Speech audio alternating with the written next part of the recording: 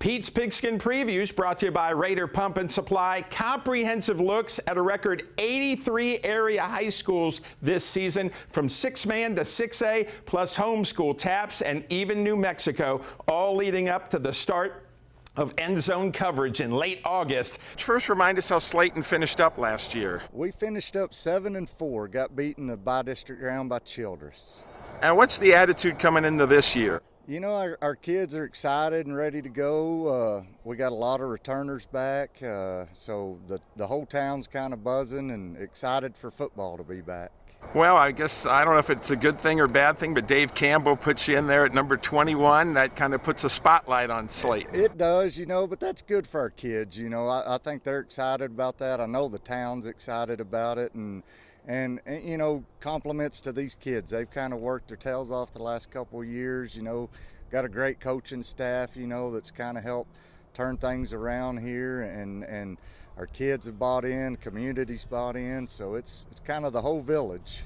And Coach, just a couple years ago, you're in this long losing streak. I mean, it's tough to turn things around. It was, you know, we got here and they had been 0-19 or something like that, you know, in that first year we only won 2 games, and then last year won 7, so hopefully this year we can build on that and keep moving forward. What will the Slaton Tigers look like on the field in 2025? Pretty much same. We're going to run the slot I. You know, we're a ground and pound football team, and then defensively we'll be in the 3-4. Got a lot of good skilled kids. Got a great line. Got a lot of depth on both sides of the ball, so that's going to help a lot this year. Talk about your non-district schedule.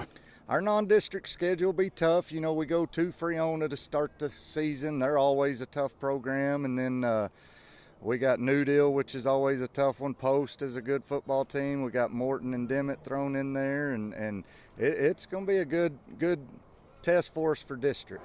And what's your thoughts on district this year? Again, our district's probably one of the toughest ones. You know, we got Idalou, who's always great. Littlefield's always great. Millshoe, Roosevelt, and us. So it's going to be a battle every Friday night in that district.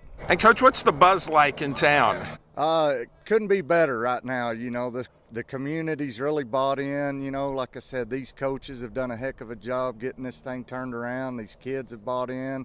I think everybody in our community's excited and has bought into what we're doing, and it's just a great feeling right now.